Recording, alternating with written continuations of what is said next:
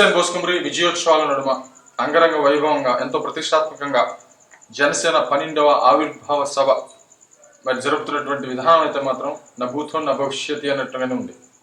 మొత్తానికైతే అన్ని రకాలైన ఏర్పాట్లు చేస్తున్నారు. 10 లక్షల పైనే జనాభా వచ్చేటువంటి ప్రజల సంఖ్య దాటుతుందనేటువంటి అంచనా కూడా వేస్తున్నటువంటి పరిస్థితి అయితే ఉన్నాయి. అది కూడా దాటేటువంటి అవకాశాలు ఉన్నాయనేటువంటి కోణంలో చెప్తున్నారు. ఇక ఈ రోజు సాయంత్రం 4 గంటలకి సభ స్టార్ట్ అవబోతుంది. పవన్ కళ్యాణ్ గారు హెలిప్యాడ్ లో ఆయన దిగబోతున్నారు. మామూలుగా అయితే ఇంతకు ముందు ఎప్పుడు కూడా అలా చేయలేదు, కానీ అధికారంలో ఉన్నారు. ప్లస్ అది కూడా కాకుండా ఏంటంటే అల్లరి మూక కొన్ని వివాదాలు సృష్టించేటువంటి అవకాశాలు ఉన్నట్లుగా కొంతమంది మాట్లాడుతున్నారు.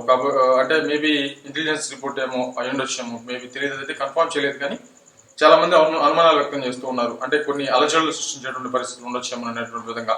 ప్లస్ అది కూడా కాకుండా విజయోత్సవం అంటే విజయోత్సవం కాబట్టి అంటే 100% స్ట్రైక్ రేట్ తోటి మరి విజయం సాధించిన తర్వాత మొట్టమొదటి సభ కాబట్టి ఆ విజయోత్సవానికి కొన్ని లక్షల మంది ఆటోమేటిక్గా తరలి వస్తారు అనేటువంటి అంచనాతోటి ఇప్పుడు పవన్ కళ్యాణ్ గారిని హెలిప్యాడ్ లో తీసుకొచ్చినటువంటి పరిస్థితి అయితే ఉన్నాయి. ఒకవేళ ఆయన కారులో తీసుకొచ్చినట్లయితే తట్టుకునేటువంటి పరిస్థితులు ఉండకపోవచ్చు మేబీ. కాబట్టి అందుకే ఆ విధానం తీసుకొస్తున్నారు అనేది అనిపిస్తుంది. ప్లస్ ఇక్కడ వచ్చేటువంటి సంఖ్య ఇప్పుడు దేన్ని తలపిస్తుంది అనేటువంటి విధంగా సోషల్ మీడియాలో ప్రచారం అంటే ప్రజారాజ్యం మొదటి సభ గుర్తుంది అందరికి. ఆ సభ నాకు చాలా అంటే చాలా బాగా గుర్తుంది. తిరుపతిలో జరిగింది. ఆ టైంలో నేను వేరే ఒక న్యూస్ పేపర్లో పనిచేస్తున్నటువంటి పరిస్థితి ఉన్నాయి. అయితే ఆ టైంలో ఆ సభ జరుగుతున్నటువంటి టైంలో అన్ని చోట్ల లైవ్ కూడా ఇచ్చారు. లక్షలాది మందికి తరలి వచ్చారు. అది ఆ అంచనా ఏంది అనేది ఇంతకుముందు ఇప్పుడు దాకా ఎవరో అంచనా వేయలేరు. కొంతమంది 10 అంటారు, కొంతమంది 15 అంటారు, కొంతమంది 20 అంటారు, కొంతమంది 25 లక్షల వరకు వచ్చారని చెప్పేసి అంటారు. రకరకాల అంచనాలు ఎవరికైనా ఉండొచ్చు. కానీ విస్తృతంగా తరలి వచ్చారనేది మాత్రం క్లియర్ గా అర్థమవుతున్న విషయం. ఆ టైంలో పెట్రోల్ కి సంబంధించిన ప్రాబ్లమ్స్ కూడా ఉన్నాయి. అప్పుడు పెట్రోల్ కూడా సరిగ్గా దొరకట్లేదు. ఆ క్రైసిస్ ఎవరు క్రియేట్ చేశారు, అది రాజకీయంగా జరిగిందా అనేటువంటి వాదన కూడా ఉంది. ఆ టైంలో రాజశేఖర రెడ్డి గారి హయాంలో కావాలని ఈ సభని అడ్డుకోవడానికి ఇదంతా చేశారనేటువంటి వాదన కూడా ఆ టైంలో వచ్చింది. కానీ ఏమైనా బస్సుల్ని స్వచ్ఛందంగా బస్సులు వేసుకుని వెళ్ళి విపరీతంగా లక్షలాది మంది తరలి వచ్చినటువంటి పరిస్థితి ఉంది.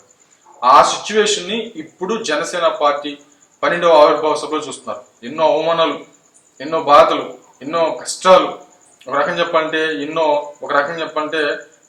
అంటే ఇది సినిమాలు చెప్తారు, ఏదో బరువు లోపలికి తొక్కేస్తున్నట్టు జలసా సినిమాలు చెప్తారు.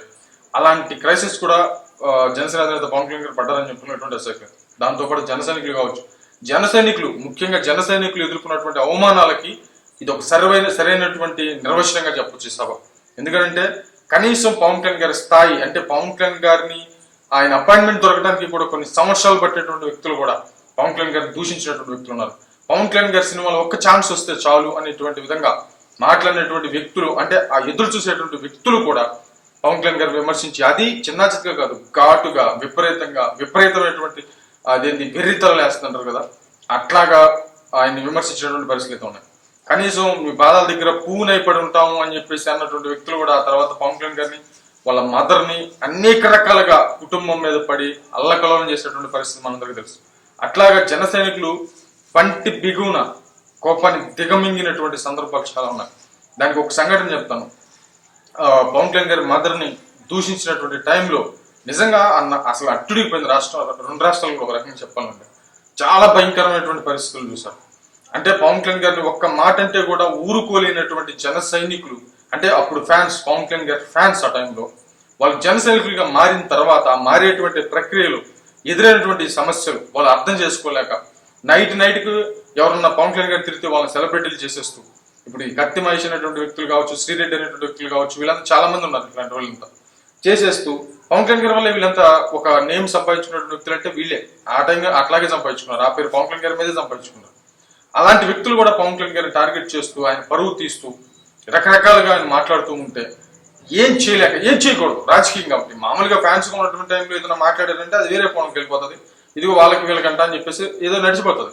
కానీ రాజకీయాల్లోకి వచ్చిన తర్వాత ఏ చిన్న తప్పు చేస్తే అది జనసేన పార్టీ భవిష్యత్తు మీద పడుతుందేమని చెప్పేసి ఎంత కోపాన్ని కూడా దిగమింగుకొని ఏం చేయలేక చివరికి పవన్ కళ్యాణ్ గారి బిడ్డల్ని, పవన్ కళ్యాణ్ గారికి సంబంధించినటువంటి వైఫ్ ని, అదే తల్లిని, కుటుంబాన్ని, ఆ ఇంట్లో ఆడపిల్లల్ని అందరినీ కూడా నీచంగా మాట్లాడినా కూడా అంతమంది సైన్యం ఉండి, ఒక యువశక్తి ఉండి, ఒక పవన్ కళ్యాణ్ గారు చెప్తారు, మేఘాల్లో పరిగెత్తేటువంటి గుర్రాలు నా సింహాలు నా జన సైనికులు అనేటువంటి విధంగా అంత బలం ఉండి, అంత శక్తి ఉండి కూడా ఎవరికి లేనంత ఫ్యాన్ బేస్ ఉండి, అంటే ఒక రకంగా చెప్పాలంటే పవన్ కళ్యాణ్ గారికి ఉన్నంత భక్తులే ఒక రకంగా చెప్పాలంటే, అంత మామూలుగా ఎవరికైనా ఫ్యాన్స్ ఉంటారు, అటు ఇటు షిఫ్ట్ అయిపోతుంటారు. దానికి ఎగ్జాంపుల్ చెప్తా.